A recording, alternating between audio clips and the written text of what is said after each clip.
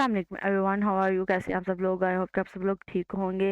And मेरे पास बिल्कुल भी टाइम नहीं था, स्वेयर टू गॉड मेरे पास टाइम नहीं था, लेकिन सिर्फ आप लोगों ने कमेंट्स किए हैं कि आप जो है ना इसका पार्ट 2 बना दें 52 से 81 तक, तो इस वजह से मैं बना रही हूँ। और गर्मी भी बहुत ज़्यादा है और पंखा वगैरह बंद करके कि जो है ना नॉइज़ वगैरह ना आए, तो मैं ये बना रही हूँ आपके लिए। सो अगर मैं आप लोगों के लिए इतना कर रही हूँ तो आप भी एटलीस्ट मेरे लिए कुछ तो कीजिए, प्लीज़ सब्सक्राइब कर दीजिएगा मेरे चैनल को। एंड हम ये वीडियो स्टार्ट करते हैं।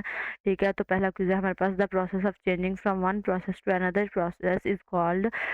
हम एक प्रोसेस से दूसरे प्रोसेस में जब चेंज होते हैं, चेंज होता है प्रोसीजर, तो हम इसको क्या कहते हैं? स्विच। ये जो है बहुत इजी है। देन हमें बस interrupt handler is a part of dispatcher. ये आपने याद रखना है कि जो इंटरप्ट हैंडलर है वो डिस्पैचर का पार्ट होता है। And then in each time the dispatcher award a time slice to a process, it initiated timer circuit that will indicate the end of a slice by generating a signal called interrupt। अब यहाँ पे आप देख लें कि interrupt handler is a part of dispatcher, and यहाँ पे dispatcher award कर रहा है टाइम स्लाइस किसको? interrupt को। तो इस तरह से ये दोनों चीज़ें आपस में रिलेट कर रही हैं, तो आपने ये याद रखना है। नेक्स्ट है the scheduler allocate space in the process table। The file manager allocate access to files and mass storage space for the construction of new files। An important task of a dash is the allocation of the machine resources to the process in the system operating system। वो कह रहे हैं कि important task होता है operating system का कि वो एलोकेशन दे मशीन रिसोर्सेज को to the process of the system. Next ये हमारे पास है process table, waiting, process switch and multi programming की डेफिनेशन है, और ये टाइम स्लाइस भी है। तो आपने ये पढ़ लेना है एक दफ़ा गौर से, इनमें से भी क्विजेज आ सकते हैं। देन है the technique of holding data for output of a later but more convenient time is called spooling. When a resource is allocated to a process, operating system set a flag. The task of testing and possibly setting the flag may require several machine instructions. Then, if a process needs to print its results, dash to give it access to the printer's device driver operating system। Then हमारे पास है privilege instructions and the control of privilege dash is the major tool available to operating system for maintaining security levels। ये है privileged instructions and the control of privilege levels। ठीक है, ये इसका correct option बनेगा। देन है each time a each time the operating system allow a process to start a time slice, it switch the CPU to the non privileged mode. ठीक है, ये आपने याद रखना है कि जब भी ऑपरेटिंग सिस्टम कोई प्रोसेस या कोई टाइम स्लाइस को वो स्टार्ट करता है, तो जो हमारा सीपीयू है वो नॉन प्रिविलेज्ड मोड में चला जाता है। देन हमारे पास है to avoid security risk, most institutions with large computer installations adopt and enforce policies that catalog the requirement and responsibilities of users। Next है with all technical complexities associated with computer security, it is surprising to many that one of the major obstacles to the security of computer system is the dash of the users themselves carelessness। वो ये कह रहे हैं कि इतनी ज़्यादा complexities होने के बाद भी जो हमारा सिक्योरिटी सिस्टम है, इसका जो मेजर एक रीज़न है ना, वो ये है कि हमारी अपनी केयरलेसनेस होती है। हमारे जो पासवर्ड्स होते हैं वो वीक होते हैं, या फिर हमने कोई जो अपना जो सिक्योरिटी सिस्टम है हमारा इतना जो होता है वो स्ट्रॉन्ग नहीं होता कि कोई भी उसको एक्सेस कर ले, या फिर कोई भी उसको जो है ना हैक कर सकता है। तो यह कुछ हमारी केयरलेसनेस भी इसमें शामिल होती है। देन हमारे पास software that left running on a computer record activities and later report them to a would be a intruder is known as sniffing software. Sniffing software क्या होता है? ऐसा सॉफ्टवेयर जो आप कंप्यूटर में चलता रहता है, ठीक है, आपकी जो एक्टिविटीज है वो रिकॉर्ड करता है कि आप क्या चीज़ चला रहे हो, क्या खोल रहे हो, क्या बंद कर रहे हो, कौन सा सॉफ्टवेयर यूज़ कर रहे हो, कौन सी एप्लीकेशन यूज़ कर रहे हो। ठीक है, और फिर वो रिपोर्ट करता है अपने इंट्रोड्यूटर को। इसको क्या कहते हैं? Sniffing software. ठीक, नेक्स्ट क्वेश्चन है हमारे पास, in dash the signals from the different machines are blocked from each other by object और distance even so they can all communicate with the central AP access point. Hidden terminal problem, वो ये इसमें कह रहे हैं कि hidden terminal problem में ये होता है कि जो सिग्नल होते हैं फ्रॉम डिफरेंट मशीन्स वो ब्लॉक हो जाते हैं बाय ईच अदर, क्योंकि उनके रास्ते में कोई ऑब्जेक्ट या कोई ऐसी चीज़ आ जाती है, ठीक है। तो वो उसका जो एक्सेस पॉइंट होता है उसको उसका जो वो कम्युनिकेट नहीं कर पाते एक्सेस पॉइंट से, तो उसको हम क्या बोलते हैं, उसको हम बोलते हैं hidden terminal problem. Then the star configuration is popular in wireless networks where communication is conducted by means of radio broadcast and the central machines are called access point. Then question है हमारे पास, a LAN normally consist of a collection of computers in a single building, ठीक है। जो हमारे पास होता है van wide area network होता है, वो आप कह लेंगे होल सिटी के लिए होता है, लेकिन जो हमारे पास लैन होता है वो होता है सिर्फ एक सिंगल बिल्डिंग के लिए। Then a dash network design है freely circulated and often grow in popularity to the point that they ultimately prevail over priority approaches whose applications are restricted by license fees and contract conditions. Open networks basically जो होते हैं वो design किए जाते हैं, designs are those that are freely available, often not restricted by license fees or contract conditions, ठीक है। Open networks वो होते हैं जिनमें आप जो है ना फ्री होते हैं, जिसमें आपको कोई लाइसेंस वगैरह की ज़रूरत नहीं होती, तो उसको हम बोलते हैं ओपन नेटवर्क डिज़ाइन, जिसमें आपको लाइसेंस फीस और कॉन्ट्रैक्ट कंडीशंस की ज़रूरत नहीं होती है। देन हमारे पास है, a server must execute dash so that it is prepared to this serves its client at any time continuously. Our server must execute continuously, ठीक है। server, a popular convention used for inter-process communication is the client server model. Then a bridge is similar to bus more a bridge is similar to but more complex than a repeater. Then हमारे पास आ जाता है, some time it is necessary to connect existing network to form an extended communication system. This allow multiple network to interact and share data. Then हमारे पास है, the client server model is used extensively in dash networks in network applications. आपने ये याद रखना है, जो हमारा क्लाइंट सर्वर मॉडल है वो नेटवर्क एप्लीकेशंस में एक्सटेंसिवली यूज होता है। देन हमारे पास है next question, dash describes a distributed system in which many independent computers work closely together.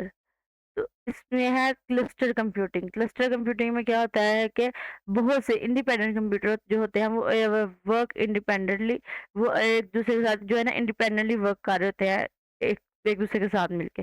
Devices that individual users connect to access IPS is also known as end systems. अब इसमें हमारे पास जो IPS है वो हमारे पास होता है इंटरनेट सर्विस प्रोवाइडर, ठीक है। तो in networking and systems refer to devices like computer and smartphones that individual users use to connect to the internet. Individual users मतलब जैसे हमारा अलग कंप्यूटर होता है, हमारा स्मार्टफोन होता है, हमारे टैबलेट्स वगैरह होते हैं, ठीक है। तो उसमें जो इंटरनेट सर्विस प्रोवाइडर होता है उसको हम एंड सिस्टम भी बोलते हैं। देन हमारे पास है tyre 1 and tyre 2। ISP are essentially networks of dash that collectively provide the internet communication infrastructures. तो इसका जो करेक्ट ऑप्शन है हमारे पास है routers. Then a grid computing can involve a specialized dash to make it easier to distribute data and algorithm to the machine participating in a grid software. Then हमारे पास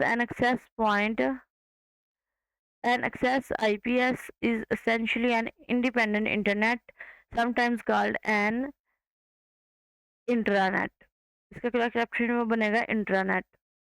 then हमारे पास है, in some case multiple extensions called subdomains are used as a mean of organizing the name of organization with a domain.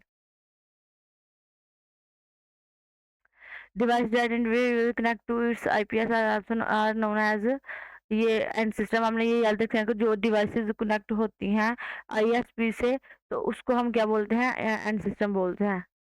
Individual, ये लफ्ज़ भी याद रखना कि इंडिविजुअल यूज़र, जो इंडिविजुअल होता है कि जो अलग-अलग हर इंसान के अपने पास, जब जैसे आपके घर में आपके पास अलग मोबाइल है, आपके पास भाई के पास अलग मोबाइल है, आपकी बहन के पास अलग मोबाइल है, तो वो अपने आईएसपी इंटरनेट सर्विस प्रोवाइडर के साथ उसको कनेक्ट कर रहे हैं, तो वो हमारे पास एक एंड सिस्टम होता है। Name servers are used as an internet wide directory system known as domain name system, DNS. इसमें बस जो है ना कुछ शॉर्ट फॉर्म्स हैं जो आपके पेपर में पूछी जा सकती हैं, पूछी जाती भी हैं समटाइम्स, जिसमें एनएनटीपी है, network news transfer protocol, telnet है, एसएसएच है, एचटीटीपी है, हाइपर टेक्स्ट ट्रांसफ़र प्रोटोकॉल है, एफटीपी है, फाइल ट्रांसफ़र प्रोटोकॉल, और ये सारी इंपॉर्टेंट हैं, तो ये आप एक दफ़ा सारे पढ़ लीजिएगा। देन हमारे पास name server are used as an internet web directory system known as domain name system, DNS. In some cases, multiple extensions called subdomains, ये पहले भी हम पढ़ चुके हैं. Internet need an internet-wide addressing system that assign a unique identifying address to each computer in the system. In internet these addresses are known as IP addresses.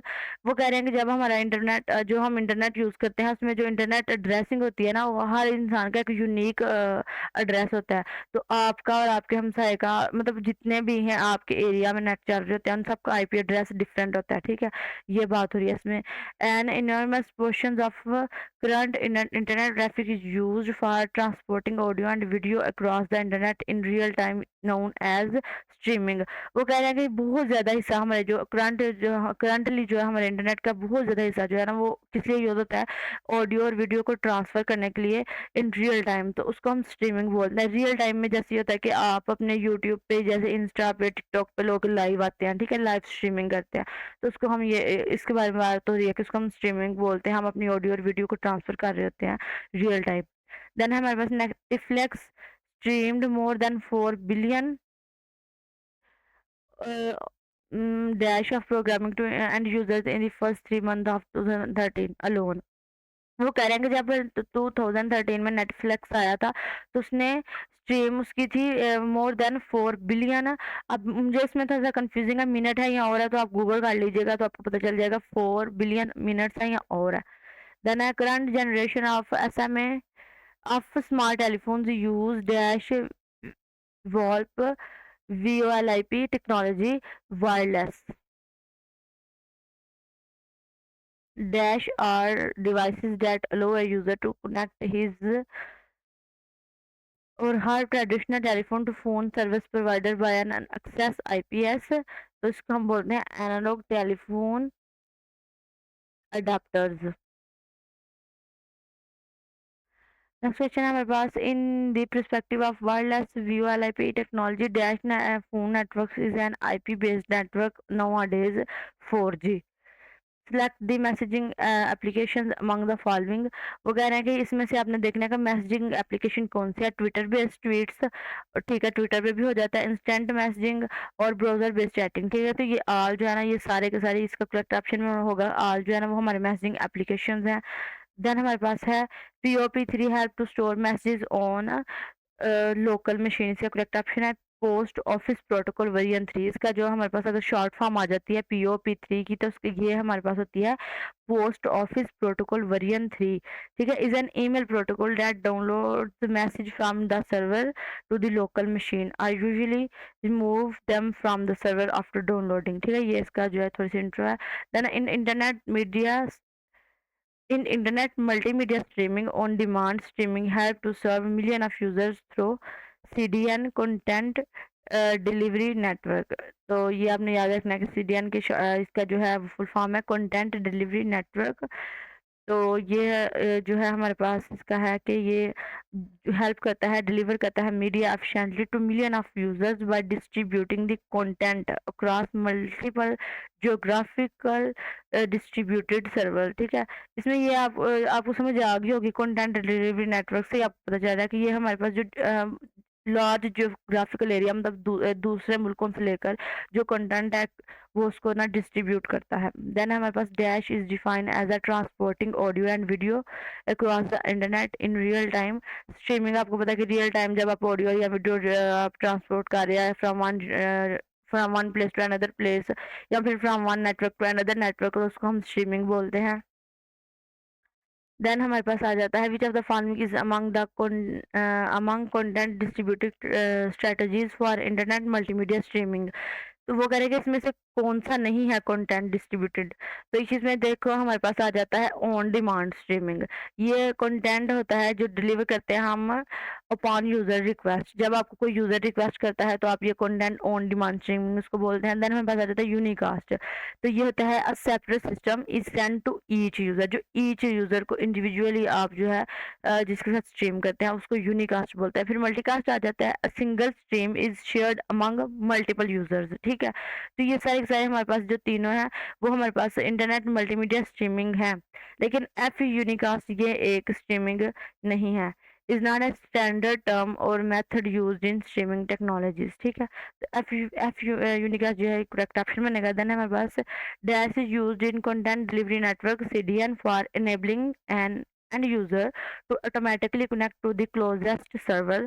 तो इसका जो करेक्ट ऑप्शन है वो एनीकास्ट है। Anycast is a network addressing and routing method used in CDNs to users request to the nearest और the best performing server.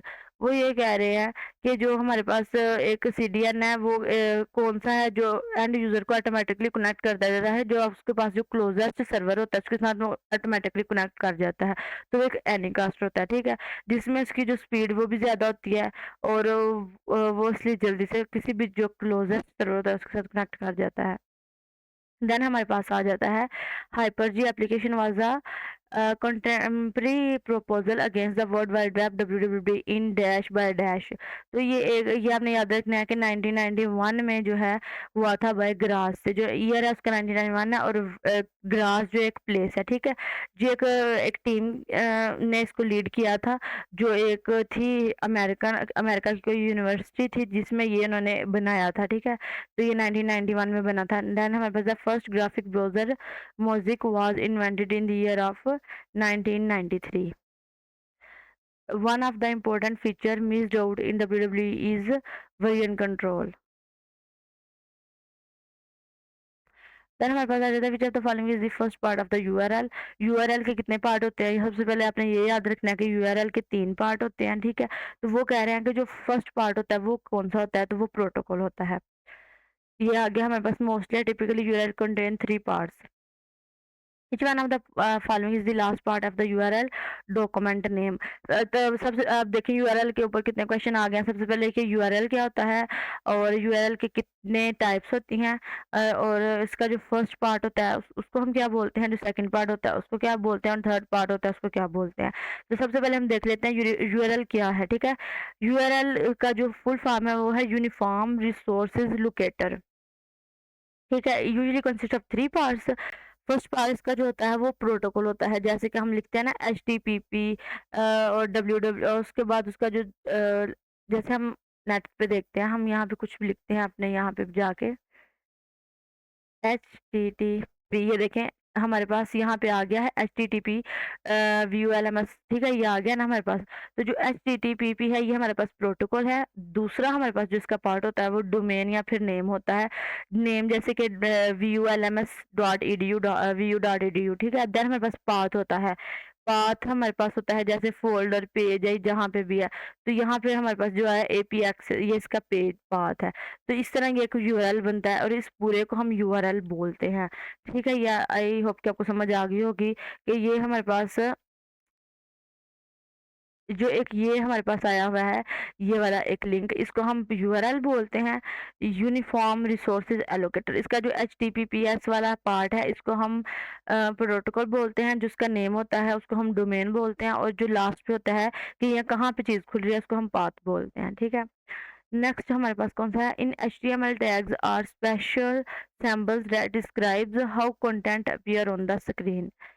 चलें जी, यहाँ से हमारी एक बहुत ज़्यादा इम्पोर्टेंट बात शुरू होती है, वो ये है कि हमारे पास पेपर में आपका जो है ये एचटीएमएल एडिट है। ठीक है, आपके स्टार्ट हो रहा है से 4 वीक से या 5 वीक से ये स्टार्ट हो रहा है।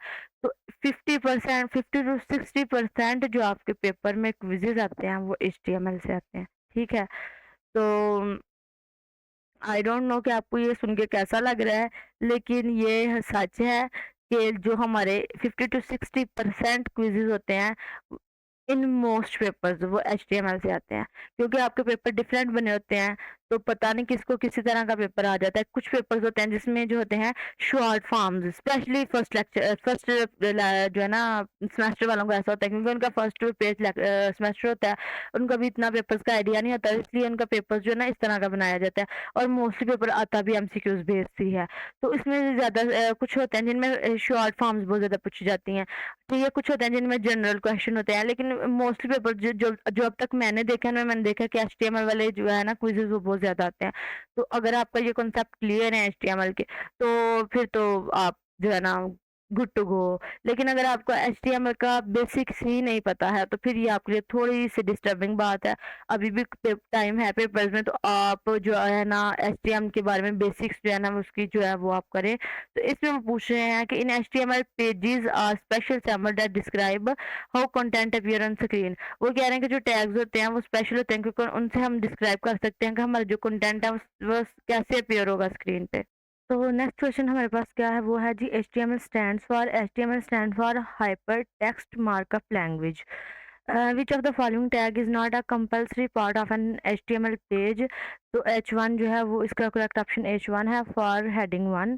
देन हमारे पास an HTML dash tag is used to link a web page with an other web page. अगर आपने कोई पेज बनाया है उसके साथ आपने उसमें पता लिंक्स दिए होते हैं कि इस पे क्लिक करेंगे तो उस उस पे आप जब क्लिक करेंगे तो एक नया पेज खुल जाएगा। ठीक है, तो उन वेब पेजेस के अंदर पेजेस को अटैच करने के लिए जो हमारे पास टैग यूज होता है उनका उसको हम एंकर बोलते हैं।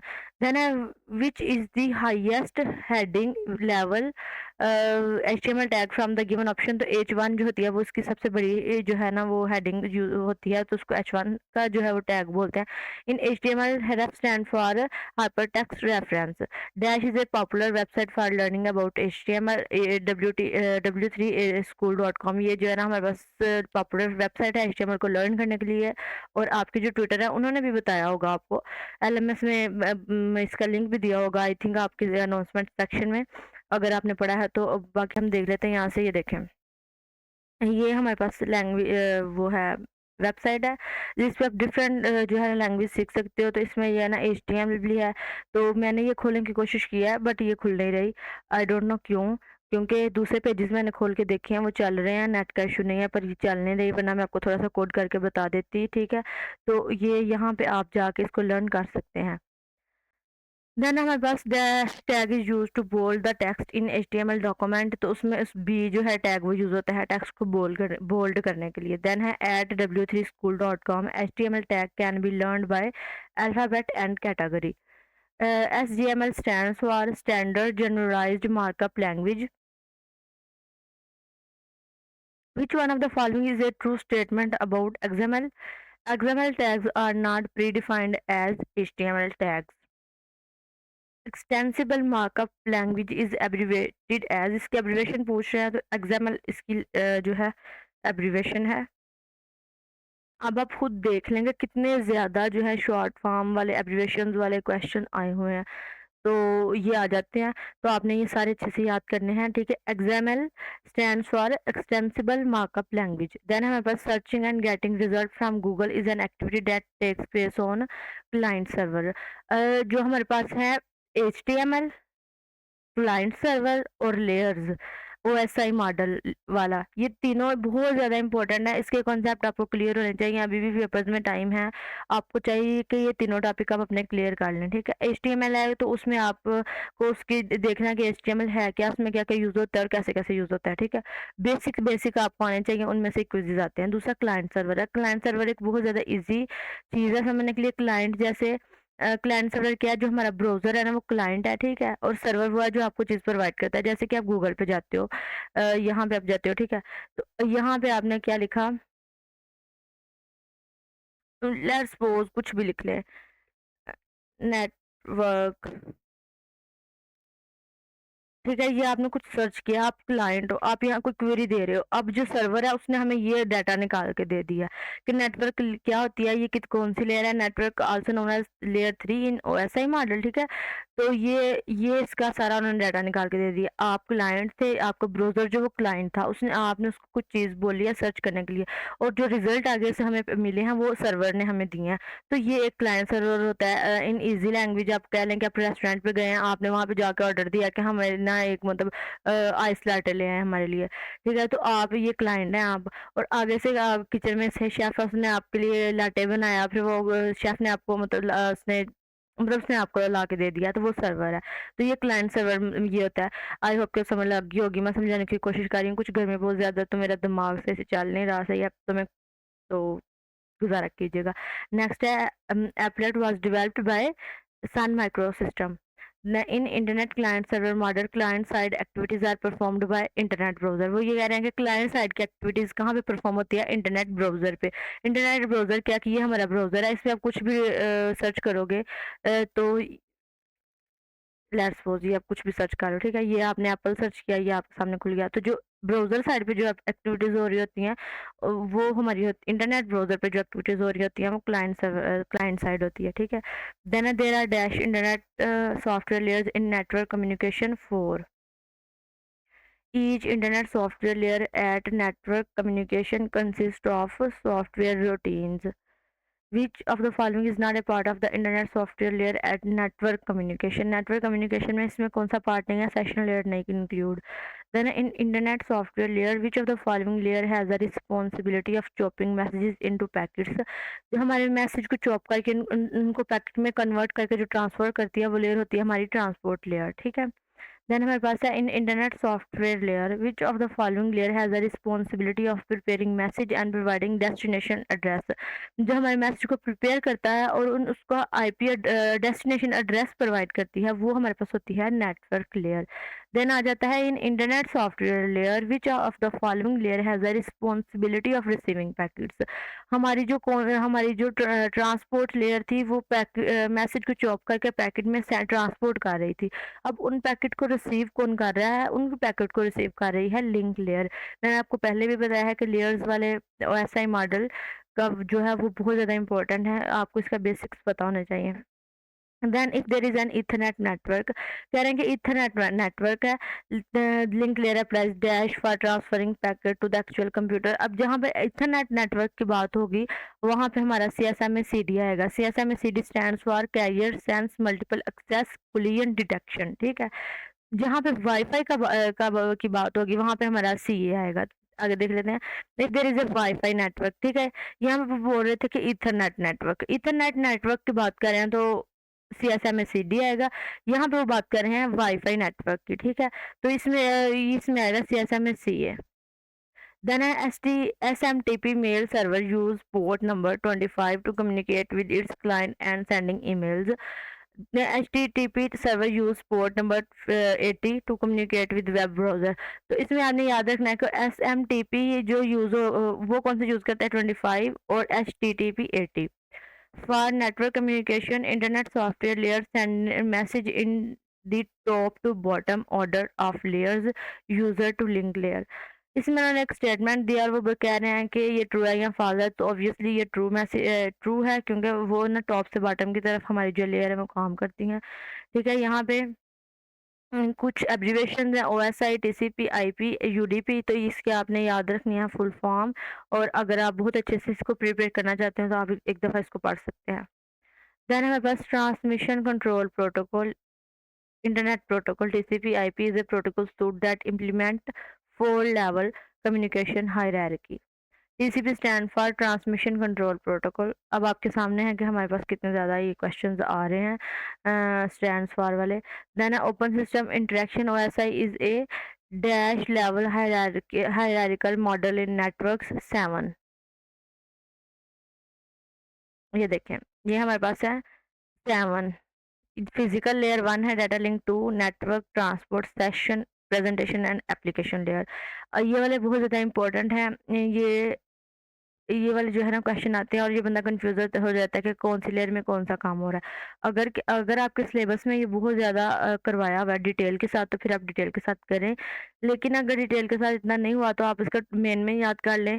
ये याद रखना कि लेयर 1 कौन-सी है, फिज़िकल लेयर, ठीक है? वो आपसे पूछ सकते हैं कि इन ओएसआई मॉडल 6 लेयर मॉडल में जो 6 वाली लेयर है वो कौन-सी है? तो वो प्रेजेंटेशन लेयर है, ये आपने याद रखना है।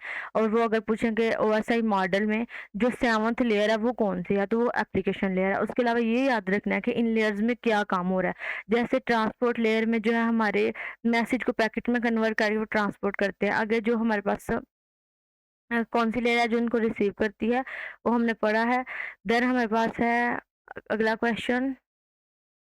अगला क्वेश्चन नहीं है, इतने ही क्वेश्चन हैं। ओपन सिस्टम इंटरेक्शन वैसा is a 7 layer hierarchical model, ठीक है? यहाँ पे ये जो है ख़त्म हो रहा है और ये आपने इसकी डिटेल अच्छे से पढ़ लेनी है।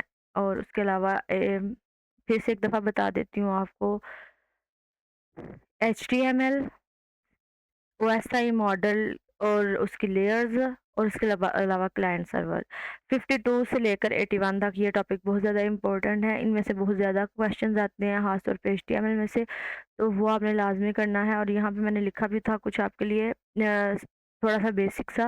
What is HTML? एचटीएमएल क्या है?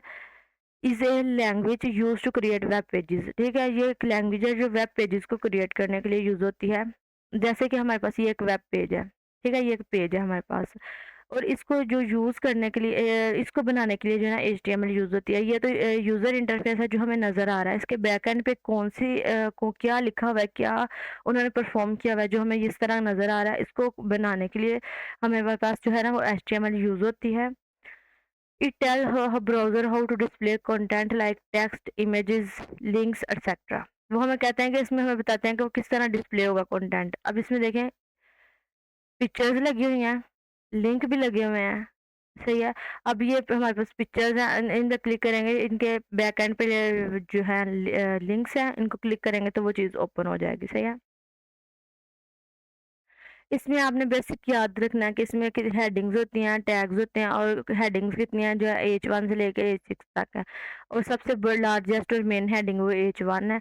और अगर टेक्स्ट को बोल्ड करना हो तो बी टैग यूज़ करेंगे और कौन-कौन से टैग यूज़ होते हैं ये आपने याद करना है, ये बहुत ज़रूरी है। और मैं खुद भी बहुत ज़्यादा बिज़ी थी, इस वज़ह से जो है ना मुझे मेरे माइंड में नहीं रहा कि मैं क्लाइंट सर्वर और लेयर्स का भी कुछ जो है ना शॉर्ट फॉर्म थोड़ी-सी लिख दूँ आपके लिए, ताकि वो आपके लिए ईज़ी हो उसको माइंड में रखना। बाकी मैंने आपको बता तो दिया, आपके कॉन्सेप्ट क्लियर हो गए होंगे कुछ ना कुछ। एंड ये मेरी एफर्ट्स थी आपके लिए and every action has a reaction. तो मैंने ये एक्शन किया है आप लोगों के लिए, तो आप भी मुझे कुछ रिएक्शन दिखाएँ और मेरे चैनल को सब्सक्राइब कर दें। एंड अगर कोई किसी और चीज़ की किसी हेल्प की ज़रूरत हो तो feel free to ask me in comment section. And या दिस इज़ द वीडियो और आपको मैं बेस्ट ऑफ लक बोलूँगी आपके पेपर्स के लिए। And I will see you in my next video. Till then अल्लाह हाफ़िज़, बाय बाय। और जाते-जाते सब्सक्राइब कर देना। अल्लाह हाफ़िज़।